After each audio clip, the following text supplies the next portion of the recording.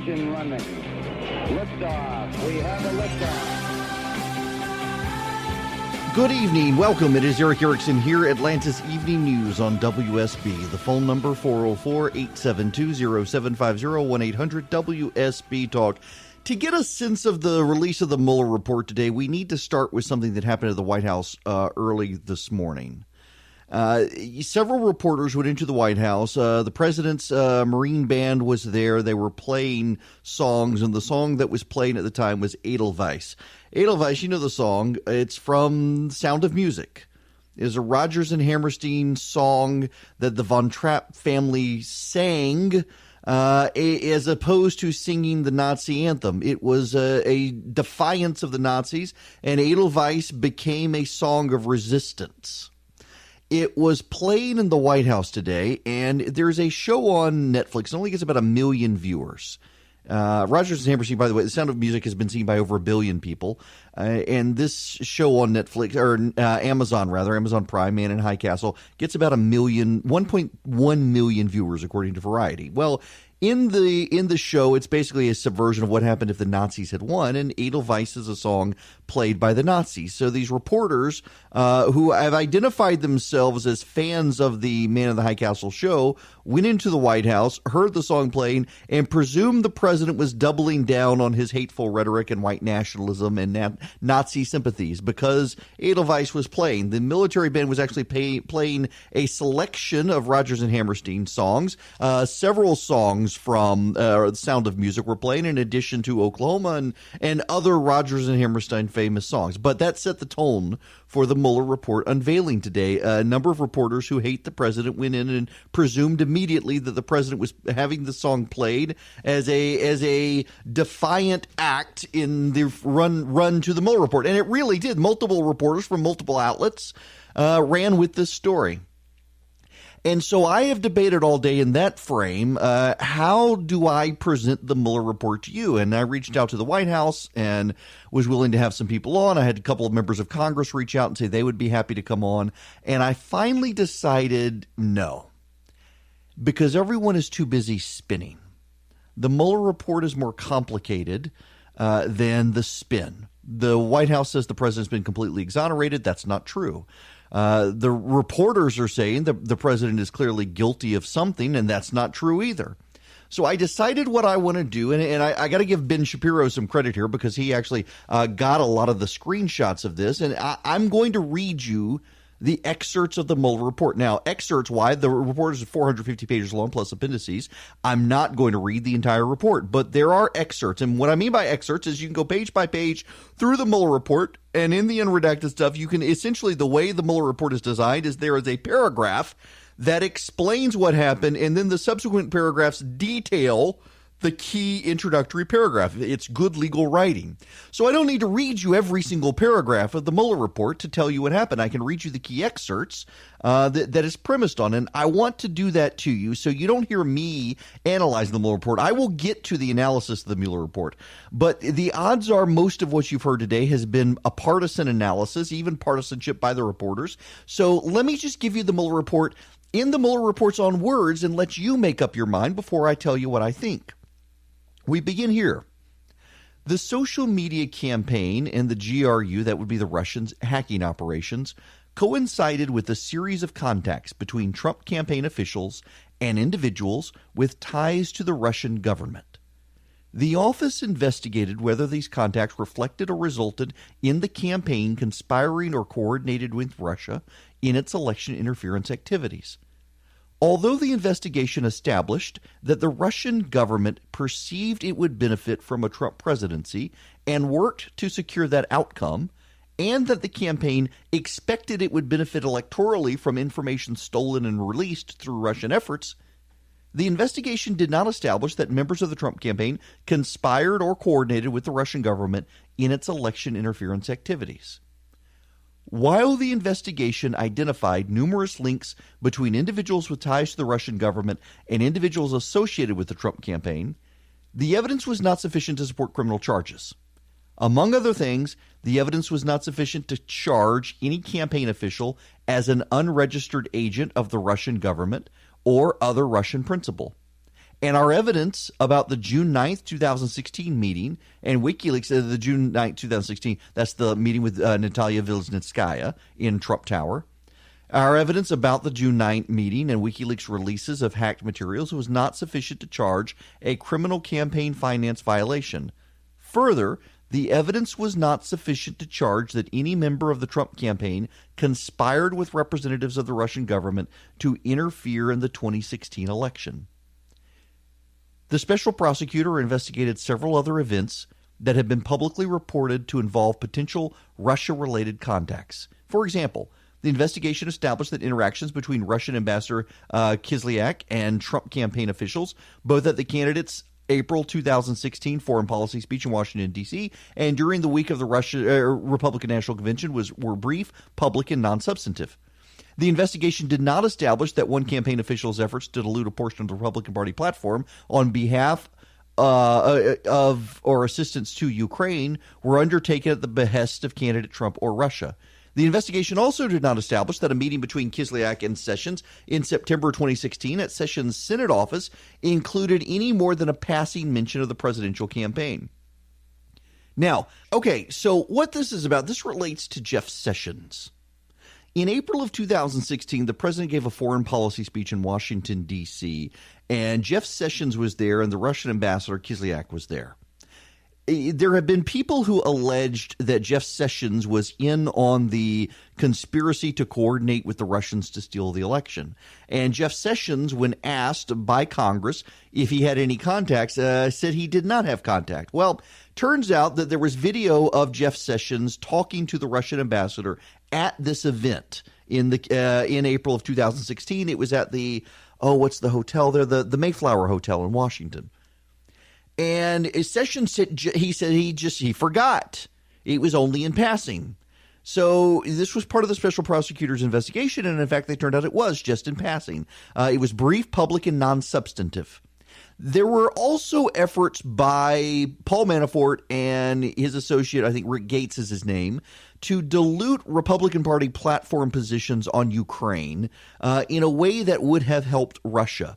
There were allegations that perhaps the Trump campaign was doing this to benefit the Russians and that Paul Manafort was coordinating it. And according to the Mueller investigation, that's not true either. Those are key bits of media reporting from the last 3 years, not just 2 years, but 3 years, that the Mueller report is saying were not true. Now, here's more. Further, the office learned that some of the individuals we interviewed or whose conduct we investigated, including some associated with the Trump campaign, deleted relevant communications or communicated during the irrelevant period using applications that feature encryption or that do not provide for long-term retention of data or communications records. In such cases, the office was not able to corroborate witness statements through comparison to contemporaneous communications or fully question witnesses about statements that appeared inconsistent with other known facts. Accordingly, while this report embodies factual and legal determinations that the office believes to be accurate and complete to the greatest extent possible, given these identifying gaps, the office cannot rule out the possibility that the unavailable information would shed additional light on or cast in a new light the events described in this report. That's something that should just ethically trouble folks, that there were people within the White House, I shouldn't say the White House, within the campaign, who used message services like Wicker and elsewhere that automatically delete the messages and keep no records of it. So if they were conspiring, that information would have been deleted. However, the Mueller report goes on to say that there is enough other corroborating data that they can pretty much piece together what actually happened, and that information might have shed some new light on it, but based on what they know so far, probably wouldn't have. Here's more. Starting in June of 2016, the IRA conducted different. This is the IRA. This is not the Irish Republican Army. This is the group in Russia helping to try to shift the election.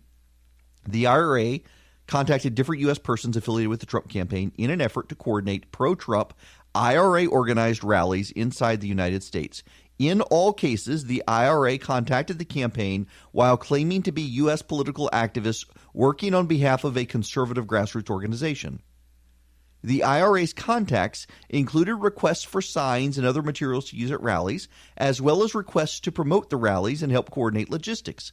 while certain campaign volunteers agreed to provide the requested support, for example, agreeing to set up a number of signs, the investigation has not identified evidence that any Trump campaign official understood the requests were coming from the Russians. In other words, the Russians set up a grassroots front group in the United States, and it was all controlled by the Russian government. But no one in this country involved in the campaigns, and this is not in this excerpt, but it's implied there as well. No one, the Trump campaign or the Clinton campaign, knew these groups because they also did it to the Clinton campaign. No one knew that these groups were actually organized by the Russians. Nobody did. Now, here's more. Beginning in the summer of 2016, Julian Assange and WikiLeaks made a number of statements about Seth Rich, the former Democratic National Committee staff member who was killed in July of 2016. The statements about Rich implied falsely that he had been the source of the stolen DNC emails. On August 9, 2016, the WikiLeaks Twitter account posted, "Announce. WikiLeaks has decided to issue a $20,000 reward for information leading to the conviction for the murder of DNC staffer Seth Rich." Likewise, on August 25th of 2016, Assange was asked in an interview, "Why are you so interested in Seth Rich's killer?" And Assange responded, "We're very interested in anything that might be a threat to alleged WikiLeaks sources." The interviewer responded to Assange's statements by commenting, "I know you don't want to reveal your source, but it certainly sounds like you're suggesting a man who leaked information to WikiLeaks was then murdered." And Assange replied, "If there's someone who's potentially connected to our publication and that person has been murdered in suspicious circumstances, it doesn't necessarily mean that the two are connected, but it's a very serious matter. That type of allegation is very serious and is taken very seriously by us." After the U.S. Intelligence Committee publicly announced its assessment that Russia was behind the hacking operation, Assange continued to deny that the Clinton materials were released by WikiLeaks had come from Russian hacking. According to media reports, Assange told a U.S. congressman the DNC hack was an inside job and purported to have physical proof the Russians did not give materials to Assange. That relates, you should know, to the Fox News situation, where there were people on Fox News speculating that Seth Rich had been murdered, and at the same time were working with or building up relationships with WikiLeaks. And it turns out this was all a well-coordinated effort to cast doubt and misdirection on the fact that the Russians had obtained Hillary Clinton's information. Makes not just people on the campaign look bad, but outside people as well, who have been championing WikiLeaks and the president's team. More on this when we come back. Okay, guys, a quick timeout for this week's sponsor. And, I get a script. When you do a live read, you get a script, and it gives you suggested talking points. And so this week, the sponsor is my butterfly pillow, and I appreciate it. And, the script starts that not all of us sleep the same way. 63% of Americans sleep on their side. Are you one of them? And then talks about my butterfly pillow. Forget the script. I can do this one. Why can I do this one? Because I've been traveling with my butterfly pillow when I have to stay in hotels of late. Because, hotel pillows they're like pancakes. I mean, they're really, really, really fluffy, and you put your head on them and flat out pancakes. And I have stayed at a hotel recently where I know there was a bunch of road noise. And so one of the cool things about my butterfly pillow is that in addition to being adjustable, I mean, you can adjust the height on this thing, but it also has a Bluetooth night owl speaker. So you can actually stream from your phone to the pillow and listen to music or podcast, or I use the Calm app when I'm in a hotel, and listen to it on my butterfly pillow. So you get a soft pillow, but it doesn't flatten out like a pancake, and you can adjust it. So it supports your neck. Your neck doesn't get cricked. It's a great pillow. It is thoughtfully designed, clearly by people who have had these problems. And, as the script says, it keeps your neck and spine in alignment throughout the night, even if you switch sides. It really does. Really am a fan of this pillow, and listeners to my show can save $30 off the list price of $129. Use code ERIC at checkout, and you'll get my butterfly pillow for just $99 and free shipping in the continental United States. Go to mybutterflypillow.com and enter code ERIC at checkout. Save $30 and get free shipping. That's mybutterflypillow.com. Check out code ERIC, and the great thing about it is you can take it with you to these hotels that have these horrible, horrible, fluffy pillows that flatten out like pancakes. You can use my butterfly pillow and get a good night's sleep.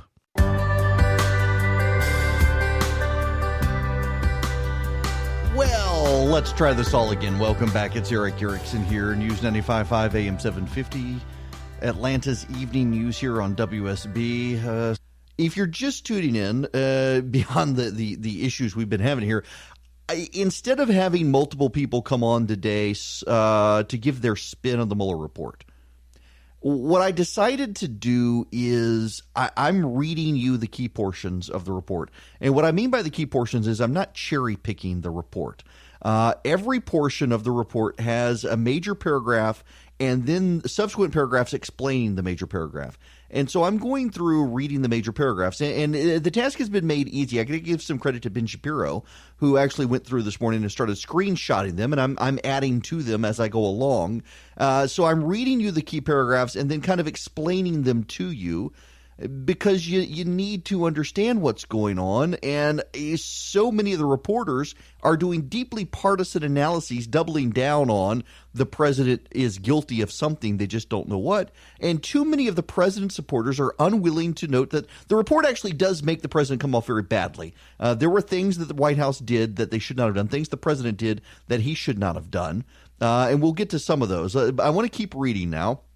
This now is about some of the leaks from WikiLeaks and interaction with the presidential campaign and with the Trump family as well. Key portion here.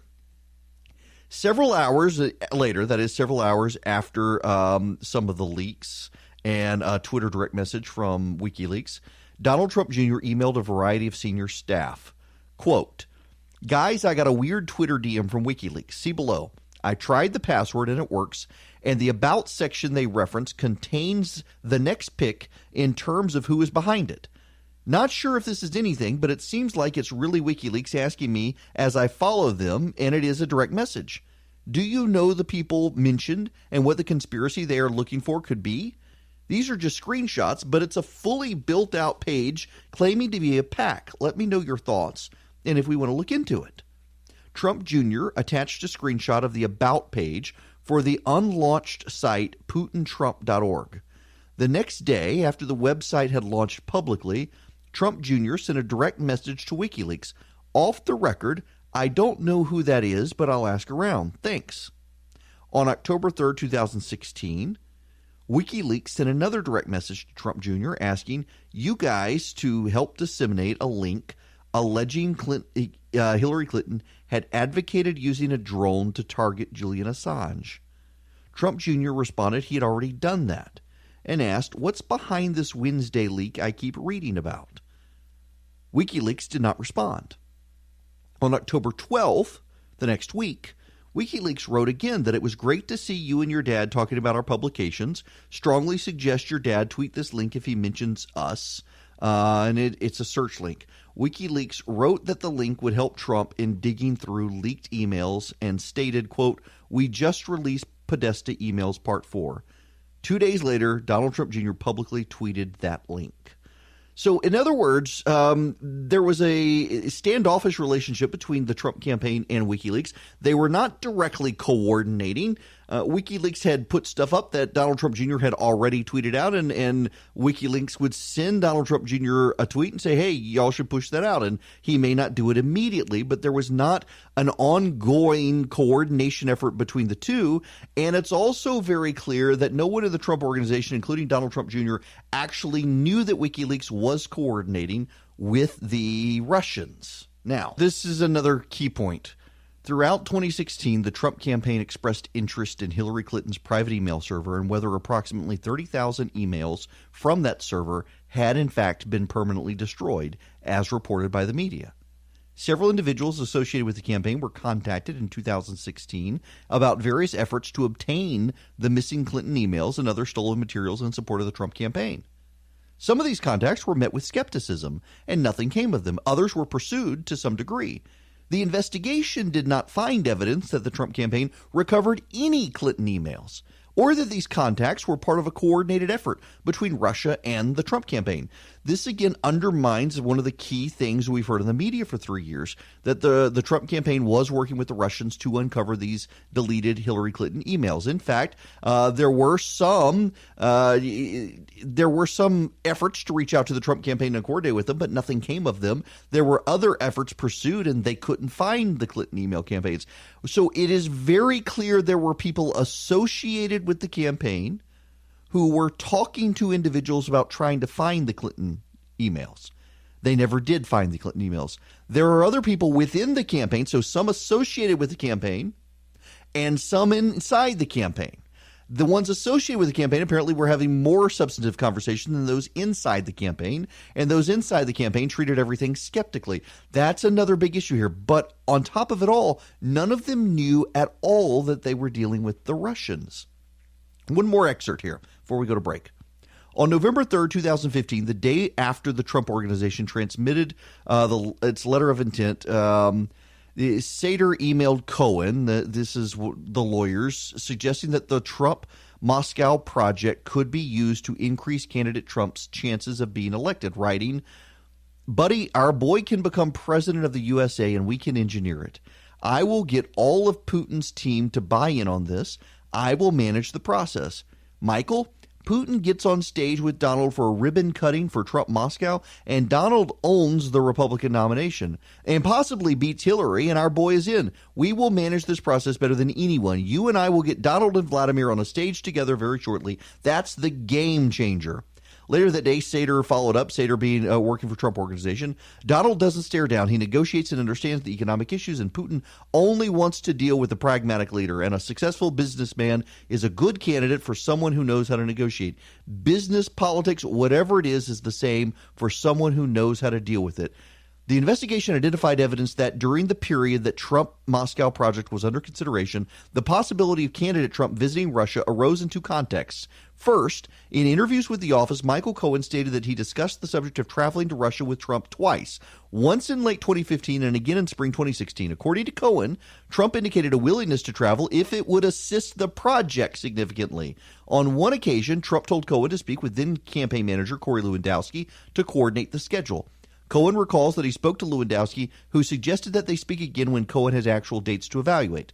Cohen indicated, however, that he knew that travel prior to the Republican National Convention would be impossible given the candidates' pre-existing commitments to the campaign. In other words, none of them actually saw that the president was going to get elected, just that if he got on stage and was next to Putin and they were doing an economic deal, that could help the president. One person suggested that may put him over the edge, but in all of their ancillary conversations about it, it was all about showing the president was a guy who could cut deals, and that was about getting Trump Tower in Moscow done. In other words, it was not a front for money laundering, and frankly, that's something I suspected, is maybe they were using this property as a way to funnel money out of Moscow. That doesn't appear to be the case at all. In fact, it definitely doesn't even appear to be the case. They were trying to use it to shape the election. They were trying to use it to build a building in Moscow and help the Trump Organization in business.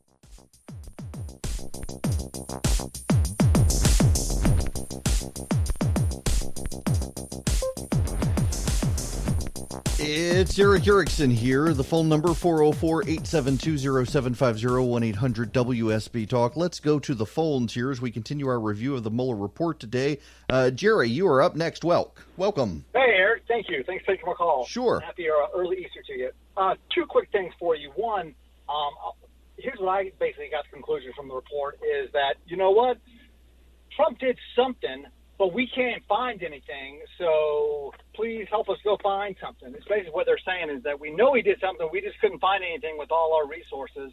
And then the other point I wanted to bring up is, when did all this action take place? It all happened under Obama's watch, Clapper's watch, Comey's watch. Yeah. It all happened when they were in power, and I know that's been brought up before, but I think a lot of people lose that and when they're talking about it. But the conclusion, like I said, is, hey, he did something, but we couldn't find anything, so we're not going to conclusively conclude that there was nothing there. And I think people are starting to see that this is now becoming definitely maybe something for the 2020 election. But yeah, Jerry, I agree with you on that one. In fact, Steny Hoyer, the House Majority Leader, has come out and said that there's going to be no impeachment, that this is, if you don't like it, deal with it at the ballot box.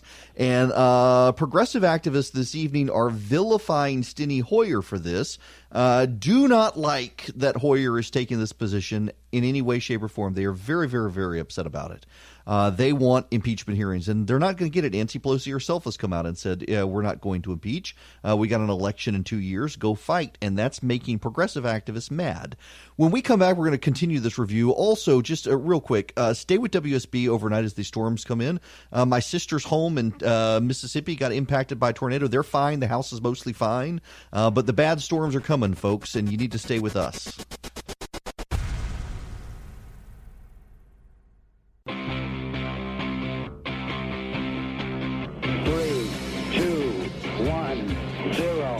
engine running.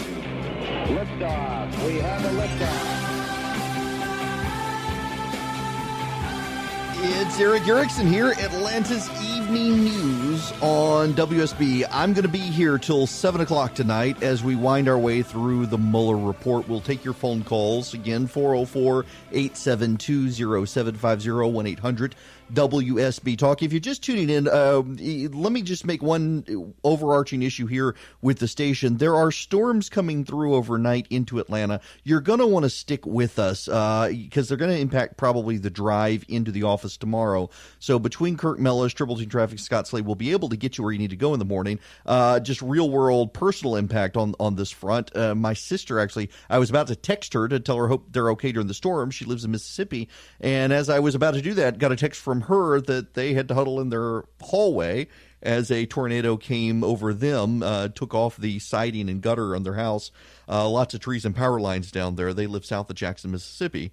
So definitely very strong storms headed our way. So hope they should wind down some. If you heard Kurt Mellish's weather forecast, they'll wind down some, but still potential for some strong storms. So please be careful out there and stay with us in the morning as you go to the office. I'm going to continue. What my plan is until the bottom of this hour, I'm going to focus on the first volume of the Mueller report. There are two volumes. The first volume is on the collusion or conspiracy to affect the election. The second is on obstruction of justice relating to the both firing of James Comey and obstructing the special prosecutor.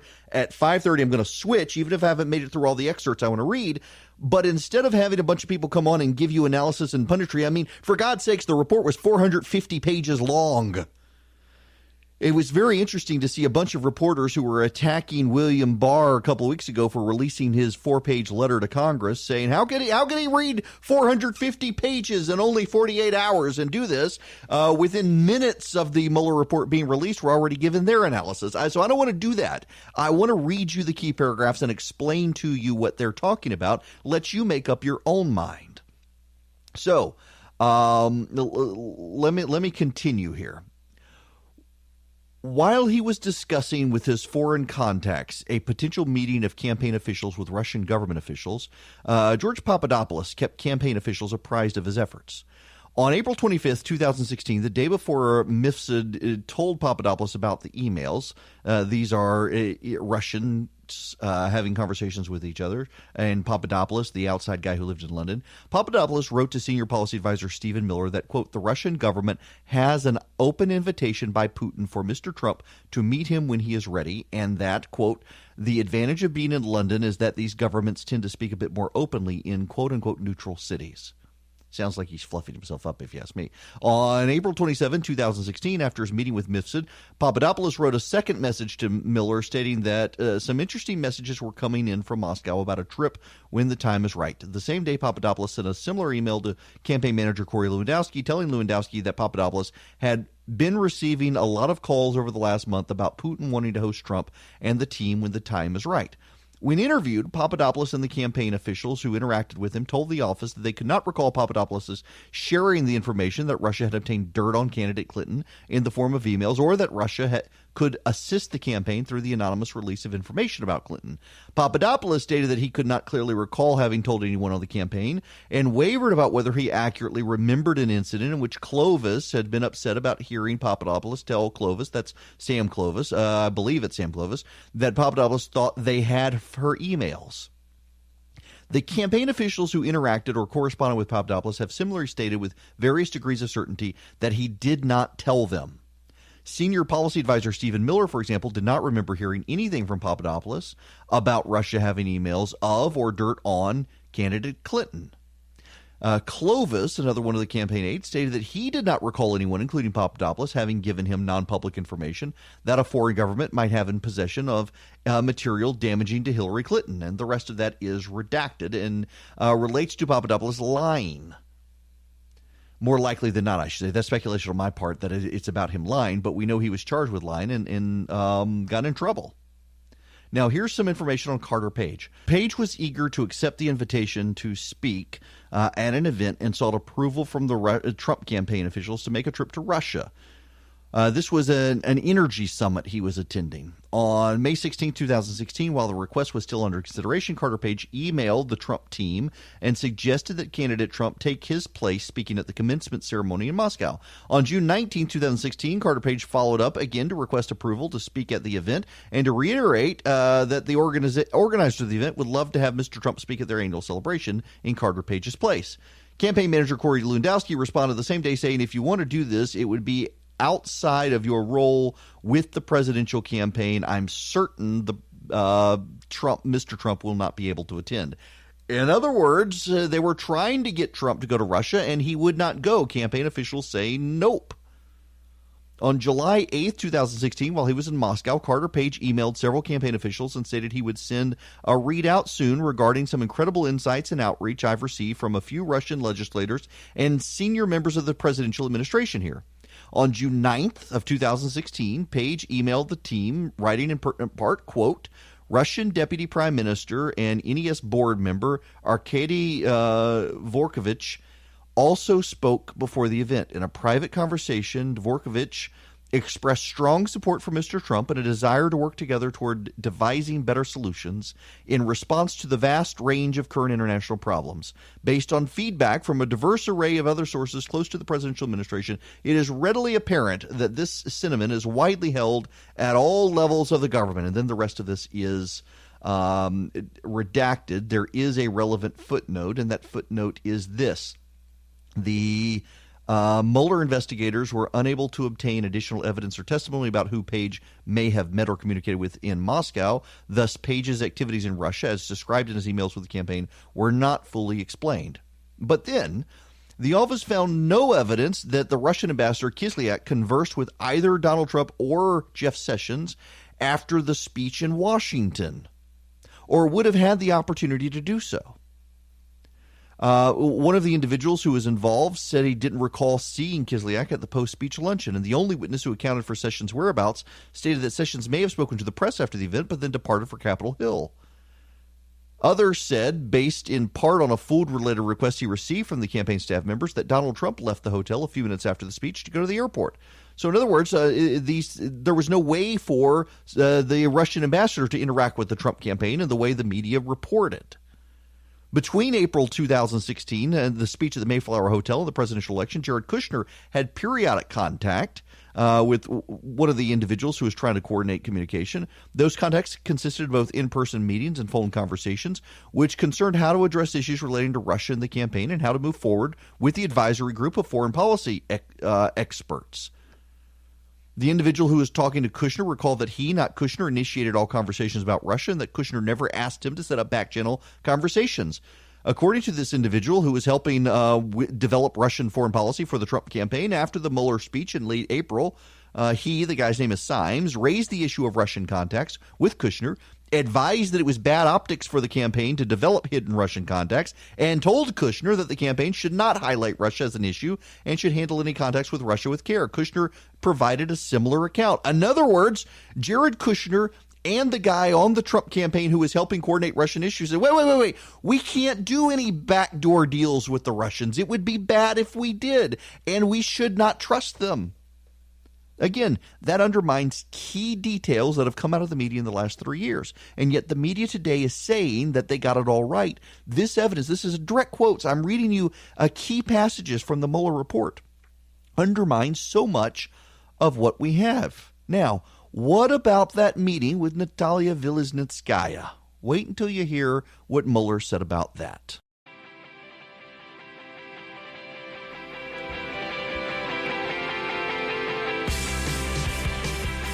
It's Eric Erickson here on WSB Atlanta's Evening News. I am reading portions of the Mueller report, and I'm trying to put them in context for you, but allowing you to make up your own mind here. And the main reason I'm doing this is because I think so much of the conversation today about the Mueller report is from partisan lines. The Trump campaign and Donald Trump himself come across looking very badly in the report. They do. He is not exonerated, contrary to claims from the White House.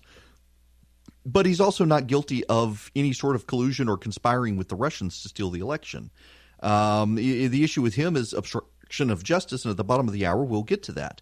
But on the collusion stuff, it is the Mueller report is absolutely committed to the fact that they may have behaved in some cases unethically, and we're about to get into one, but they didn't behave illegally, the Trump campaign. And the one that is questionable ethics comes from the Trump campaign meeting on June 9th, 2016, with Natalia Vilizhnitskaya. Let me read you from the Mueller report. On June 9th, 2016, senior representatives of the Trump campaign met in Trump Tower with a Russian attorney expecting to receive derogatory information about Hillary Clinton from the Russian government.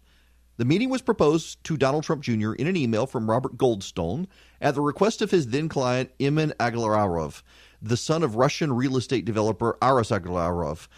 Goldstone relayed to Trump Jr. that the Crown Prosecutor, this is a direct quote, Crown Prosecutor of Russia offered to provide the Trump campaign with some official documents and information that would incriminate Hillary and her dealings with Russia as part of Russia and its government support for Mr. Trump, end quote.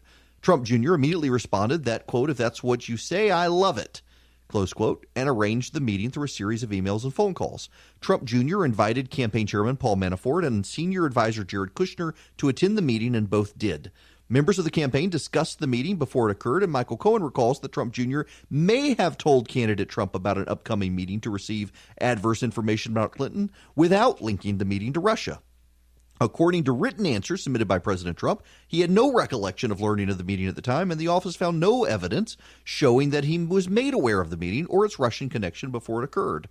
The Russian attorney who spoke at the meeting, Natalia Vilizhnitskaya, did not actually provide the information. She claimed there were funds derived from legal activities in Russia provided to Hillary Clinton in the documents and never brought forward the information before shifting the conversation to something she wanted to talk about.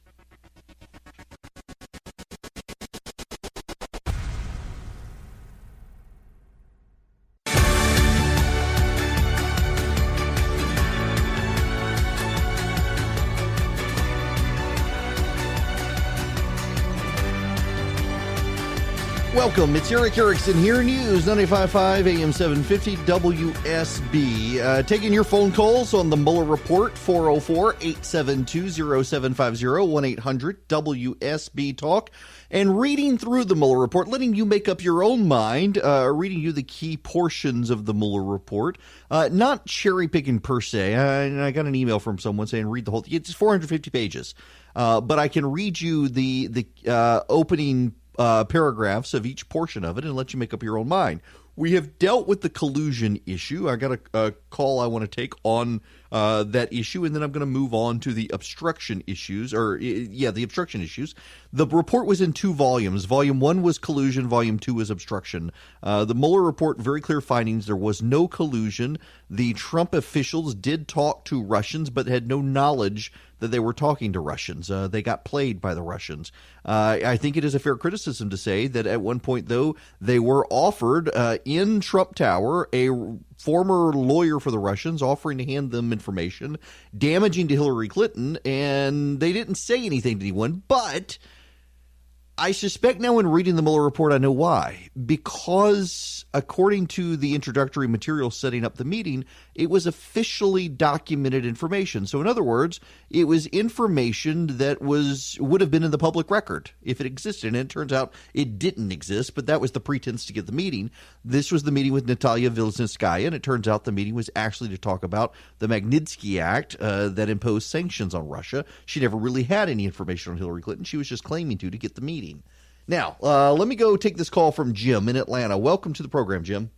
Hello. How you doing? Good. How are you? Regarding the excerpt you just read about the Trump Tower meeting, did the report mention that someone from GPS Fusion, perhaps Glenn Simpson, met with the Russian lawyer before and after the Trump Tower meeting? There's nothing about Fusion GPS in the report. I see.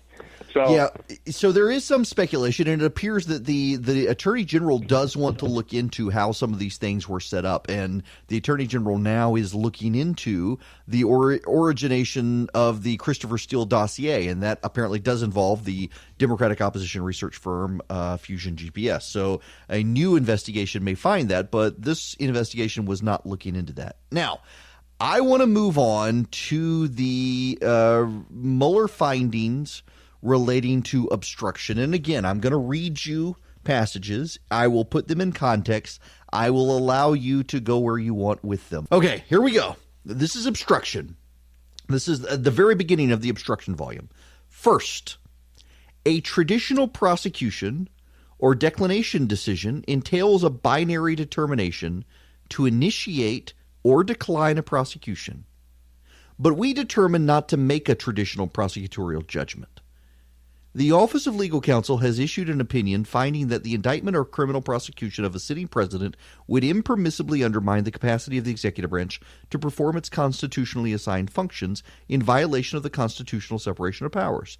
Given the role of the special counsel as an attorney in the Department of Justice and the framework of the special counsel regulations, this office accepted that legal conclusion for the purpose of exercising prosecutorial jurisdiction.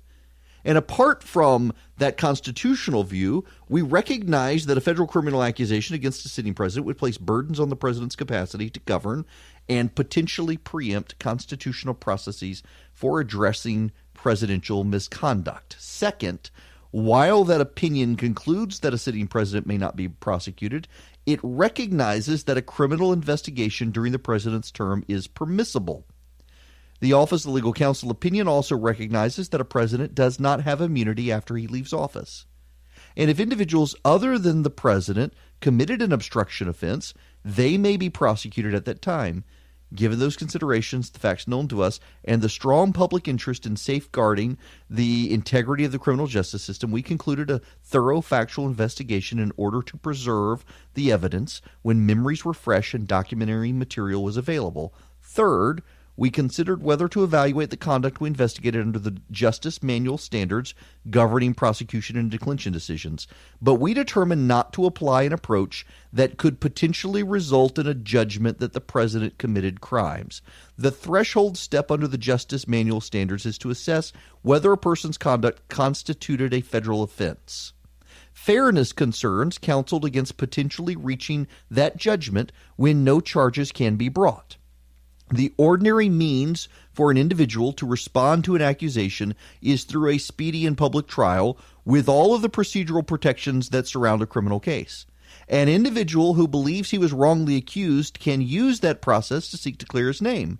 In contrast, a prosecutor's judgment that crimes were committed and that no charges will be brought affords no such adversarial opportunity for public name clearing before an impartial adjudicator. That's a really important point being glossed over today. It's not that they decided, well, the president can't be prosecuted, so we're not going to go there. It's that they decided they're not going to say whether or not we think he's guilty because there'd be no way for the president to clear his name. So they're going to lay out the facts and allow the attorney general to decide what to do. That's where we are with the obstruction case. And boy, do they lay out some facts. We'll get to those when we come back. Okay, guys, a quick timeout for this week's sponsor. And, I get a script. When you do a live read, you get a script, and it gives you suggested talking points. And so this week, the sponsor is my butterfly pillow, and I appreciate it. And, the script starts that not all of us sleep the same way. 63% of Americans sleep on their side. Are you one of them? And then talks about my butterfly pillow. Forget the script. I can do this one. Why can I do this one? Because I've been traveling with my butterfly pillow when I have to stay in hotels of late.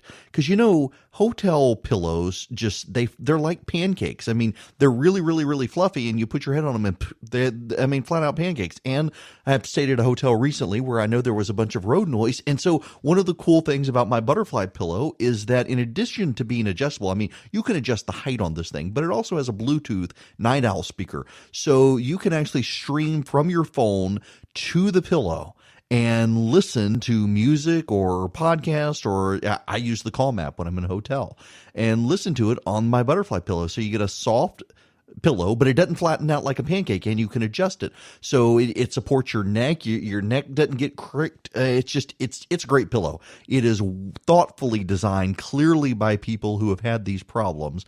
And, as the script says, it keeps your neck and spine in alignment throughout the night, even if you switch sides. It really does.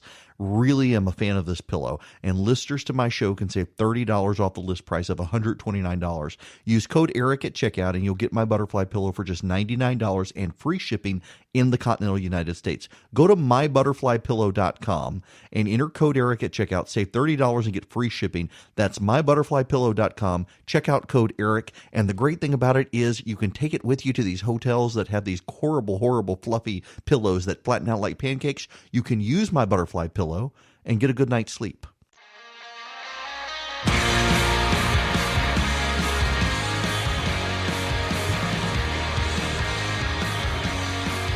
Welcome back. We continue to work our way through the Mueller report as much as we can. I'm going to be here for another hour reading through it. I want to read you a fourth reason why the Mueller team decided not to make a specific finding on obstruction. If you'll recall, the first is because the president is presumed not to be able to be indicted. The second is because if the president couldn't be indicted, they did not want to basically say he's guilty when he had no way to fight it. A third reason was because they believe they needed to lay out a factual case and did not want to make the initial prosecutorial discretion of whether or not there was or was not. And then lastly, this: if we had confidence after a thorough investigation of the facts that the president clearly did not commit obstruction of justice, we would so state.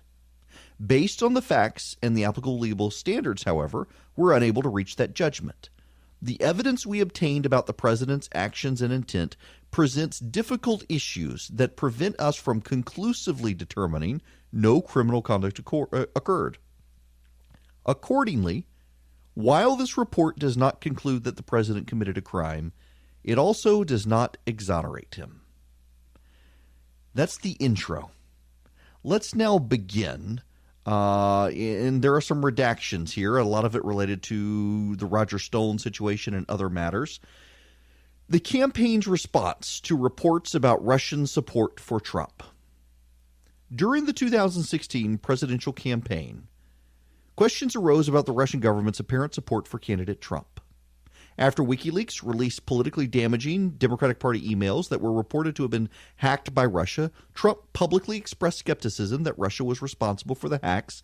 At the same time, he and other campaign officials privately sought information about any further planned WikiLeaks releases. Trump also denied having any business in or connections to Russia, even though as late as June 2016, the Trump Organization had been pursuing a licensing deal for a skyscraper to be built in Russia called Trump Tower Moscow. After the election, the president expressed concerns to advisors that reports of Russia's election interference might lead the public to question the legitimacy of his election. And it goes downhill from there. I'll continue this and take your phone calls when we come back.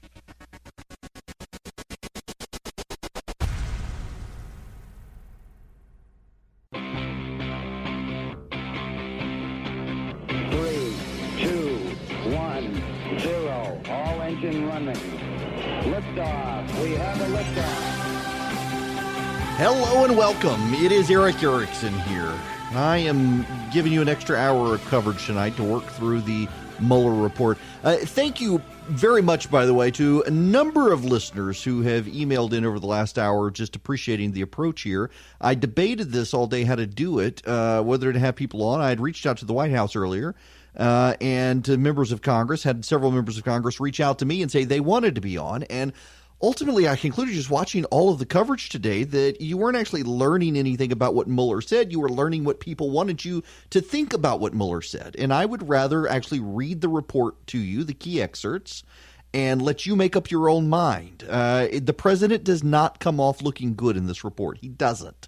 But he also doesn't come off looking like a felon either. It very much is clear Hillary Clinton did not lose the election because of the Russians and Trump coordinating. Now, I'm happy to take your phone calls as well this hour, 404-872-0750, 1-800-WSB Talk. Next hour, Alan Sanders is going to be here to continue this ongoing approach. And reminder, tomorrow I'll be here 4 to 6. And then from 6 to 8, we're going to drop the political coverage and news coverage and move into the Good Friday show, as we always do on Good Friday. That'll be 6 to 8 tomorrow night. Now, let me read you some excerpts here. I want to begin again this particular quote so that you have it in full. I kind of rushed it in that last segment. During the 2016 presidential campaign, questions arose about the Russian government's apparent support for candidate Trump after WikiLeaks released politically damaging Democratic Party emails that were reported to have been hacked by Russia. Trump publicly expressed skepticism that Russia was responsible for the hacks. At the same time, he and other campaign officials privately sought information.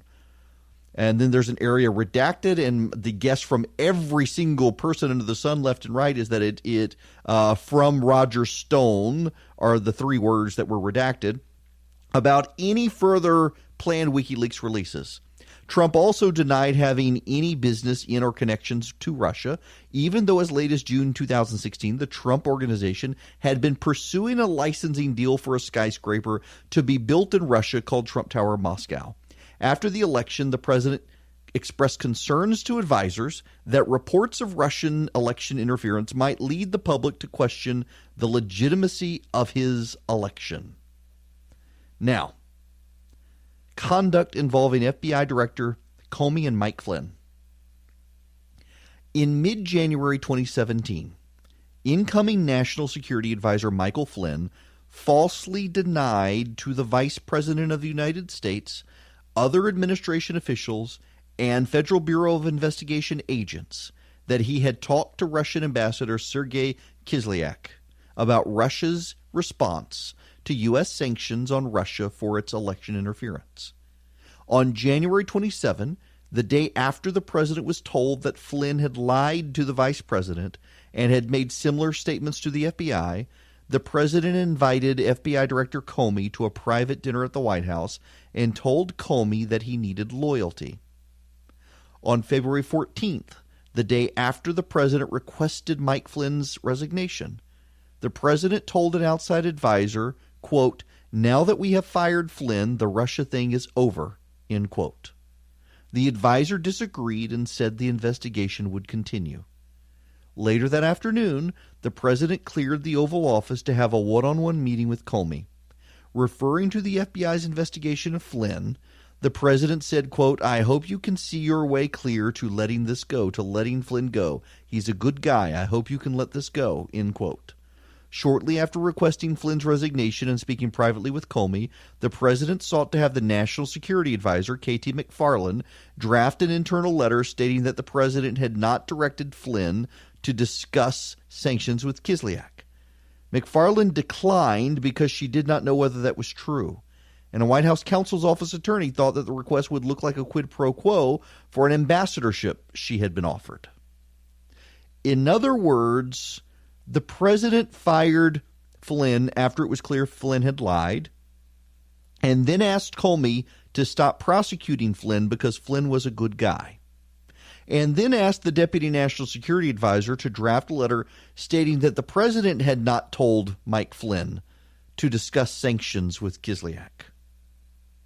Curious that he would ask the Deputy National Security Advisor to do that after firing Mike Flynn. Okay, next segment, the president's reaction to the ongoing investigation. In February of 2017, Attorney General Jeff Sessions began to assess whether he had to recuse himself from campaign-related investigations because of his role in the Trump campaign. In early March, the president told White House counsel Don McGahn to stop Jeff Sessions from recusing himself. And after Sessions announced his recusal on March 2nd, the president expressed anger at the decision and told advisors he should have an attorney general who would protect him. That weekend, the president took Sessions aside at an event and urged him to, quote-unquote, unrecuse himself. Later in March, James Comey publicly disclosed at a congressional hearing the FBI was investigating the Russian government's efforts to interfere in the 2016 presidential election, including any links or coordination between the Russian government and the Trump campaign. In the following days, the president reached out to the Director of National Intelligence and the leaders of the CIA and the NSA to ask them what they could do to publicly dispel the suggestion that the president had any connection to the Russian election interference effort. The president also twice called Comey directly, notwithstanding guidance from Don McGahn, the White House counsel, to avoid direct contacts with the Department of Justice. Comey, this is important here. Comey had previously assured the president that the FBI was not investigating him personally. And the president asked Comey to lift the cloud of the Russia investigation by saying that publicly. Now, I want to pause from reading here and set the stage here because it involves what William Barr, the Attorney General, said this morning. One of their conclusions, William Barr and Rod Rosenstein, the Deputy Attorney General, for why the president could not be prosecuted for obstruction is because the president did not have intent to obstruct. The president's reasoning and actions were based on emotions, not intentions. The president believed that he was being unfairly maligned and that his victory was being unfairly maligned. And the president had been told by James Comey, as I just read you in the report, Comey had previously assured the president the FBI was not investigating him personally. Media reports made it sound like Trump himself was involved. The president was very angry about it, and he wanted Comey to publicly say that the president was not personally being investigated. When Comey refused, the president fired him. It was an emotional response. It was not designed to obstruct. It does not appear that the president attempted to obstruct the investigation into Russia by James Comey. His obstruction actually came later in other conduct that the president did. Again, there are 10 instances that the special prosecutor looked at, and we're walking through those 10 instances here. I want to finish walking through these before we get to the rest. So if you will forgive me for keeping you on hold on the phones, I think it's important that I set the stage for the rest of these, and then I'll take your phone calls. We'll be back here in a minute.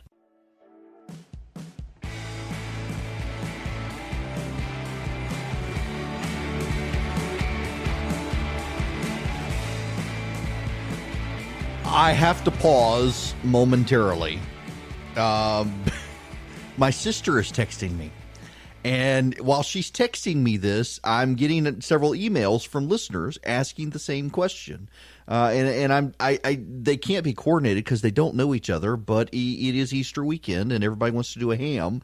So let me just tell you, go get a city ham. That is not a country ham, a city ham. A city ham is typically pre-smoked, pre-cooked. You just heat it up in the oven. All you do is you take a quarter cup of honey, a quarter cup of brown sugar, 2 tablespoons of bourbon, turn it into a syrup on the stove, just bring it to a boil, baste it all over the ham, and then pack on crushed ginger snaps and stick it in the oven just like the directions say, about 250, 300 degrees, bring it up to 140 degrees in internal, you're good.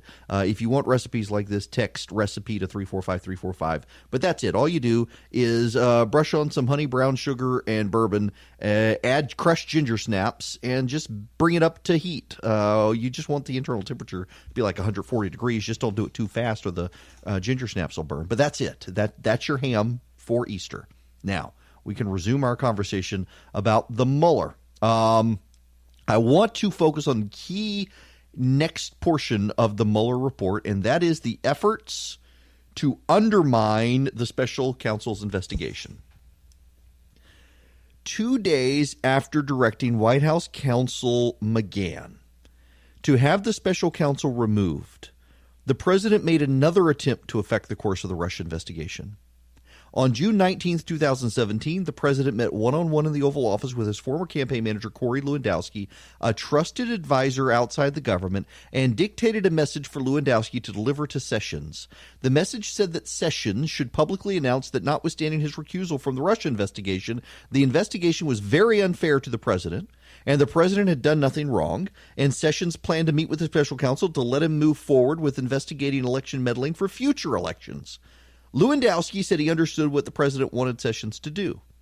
1 month later, in another private meeting with Lewandowski on July 19, 2017, the president asked about the status of his message for Sessions to limit the special counsel investigation to future election interference. Lewandowski told the president that the message would be delivered soon. Hours after the meeting, the president publicly criticized Sessions and then issued a series of tweets making it clear Sessions' job was in jeopardy. Lewandowski did not want to deliver the president's message personally, so he asked Rick Dearborn, another White House official, to deliver it. Dearborn did not do it either.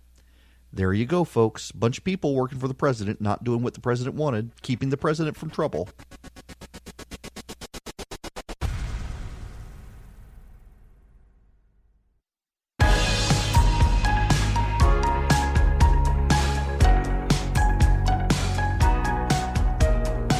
Welcome. It is Eric Erickson here, News 95.5 AM 750 WSB. Reminder, 6 o'clock tomorrow night, the Good Friday show. I want to go on, and I don't want to keep TJ on hold any longer. It's been there for almost half an hour. TJ, welcome to the program.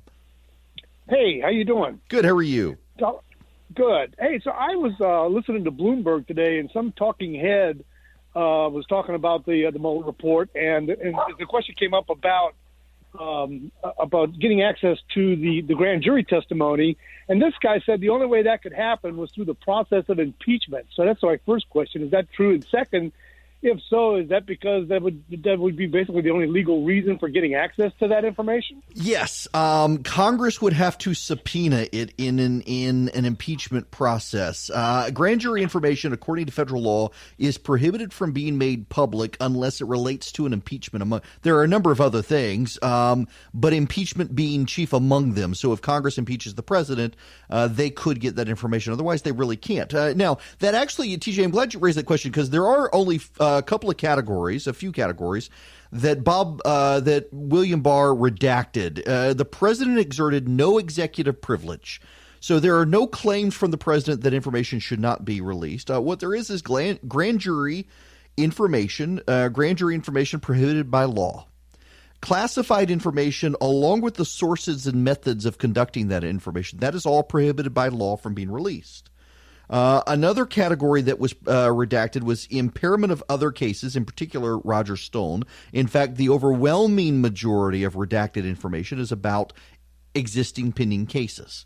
And then the last one is information that could damage the reputation of innocent people. They redacted that. So if there's a third party who may have said something, they redacted who that person was so that that person could not be dragged into the affair when they had no culpability. They didn't want to damage that person's reputation. That's it. But there are no executive privilege claims in the entire report, which is actually pretty impressive. Now, I want to read you the last two things here for the evening so that you kind of get the full picture of the obstruction issue. Although the series of events we investigated involved discrete acts, the overall pattern of the president's conduct towards the investigations can shed light on the nature of the president's acts and the inferences that can be drawn about his intent. In particular, the actions we investigated can be divided into two phases, reflecting a possible shift in the president's motives. The first phase covered the period from the president's first interactions with Comey through the president's firing of Comey. During that time, the president had been repeatedly told he was not personally under investigation. Soon after the firing of Comey and the appointment of the special counsel, however, the president became aware that his own conduct was being investigated in an obstruction of justice inquiry. At that point, the president engaged in a second phase of conduct, involving public attacks on the investigation, non-public efforts to control it, and efforts in both public and private to encourage witnesses not to cooperate with the investigation. Judgments about the nature of the president's motives during each phase would be informed by the totality of the evidence. And what they discovered is that the overwhelming majority of the totality of the evidence shows the president did try to obstruct the investigation and wasn't successful. And there's no such thing as attempted obstruction. But also that the president had no intent to obstruct. He was making emotional decisions driven by his belief that he was innocent and being smeared. Let me now read you this key portion of what the Mueller report says. The president's efforts to influence the investigation were mostly unsuccessful. And that is largely because the persons who surrounded the president declined to carry out orders or accede to his requests. James Comey did not end the investigation of Mike Flynn, which ultimately resulted in Mike Flynn's prosecution and conviction for lying to the FBI. White House counsel Don McGahn did not tell the acting attorney general that the special counsel must be removed, but instead prepared to resign over the president's order. Corey Lewandowski and Rick Dearborn did not deliver the president's message to Jeff Sessions that he should confine the Russia investigation to further election meddling only.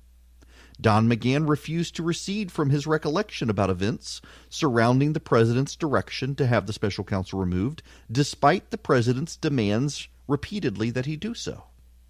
Consistent with that pattern, the evidence we obtained would not support potential obstruction charges against the president's aides and associates beyond those already filed. In considering the full scope we investigated, the president's actions can be divided into phases. Those are what I just read. In other words, all of the progressives out there who have been telling us that people needed to not work for President Trump, and that people should be bullied and prevented from working for President Trump, and people should resign rather than continue to working for President Trump. Thankfully, the people who work for President Trump did not listen. The president has avoided a charge of obstruction of justice because though he wanted people to do things on his behalf, those people did not comply. There is no attempted obstruction.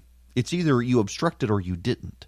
And because the people the president surrounded himself with tended to be honest, competent people, they refused to comply with the things the president wanted them to do, thereby sparing the president an obstruction of justice charge.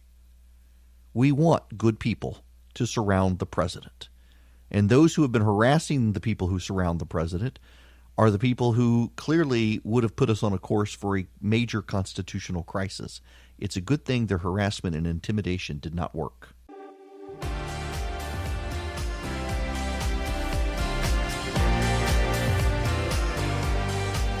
It is Eric Erickson here, an extended hour of Atlanta's Evening News. Thanks very much to Mark Aram for letting me do this evening, being able to walk through this. And then again tomorrow night, 6 to 8, the Good Friday show. I will be here 4 to 6, though, and we'll be taking your calls. We'll get more into the detailed analysis and my takes on the Mueller report. But honestly, so I turned on CNN this morning as things were moving forward and was listening. And so much of what so many of their pundits were saying was so bad and so wrong.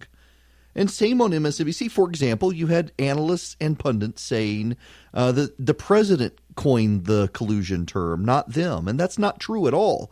It was the media that first started using the collusion narrative and not the words conspiracy. It was unfortunate that they wanted to spin in that way. And it really, really aggravated me in hearing it.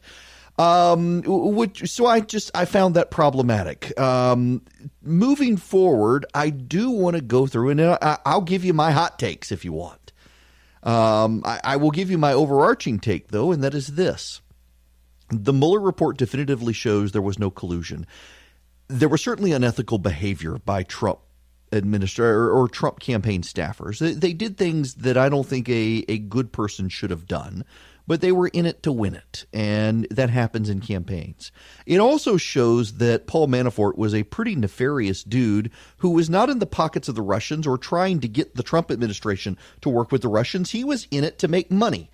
Manafort, the documents show, was trying to steer business to himself and thought if he could show the Russians he was useful to them with Trump, they would send him more business in Eastern Europe. That's what he wanted. It wasn't about getting Trump to be a pawn of the Russians or anything else like that. It was about Manafort wanting more business from the Russians. So all of these things taken together show a group of deeply self-interested people who did not have really Donald Trump's interests at heart. And then in the other situation with obstruction, Donald Trump was his own worst enemy.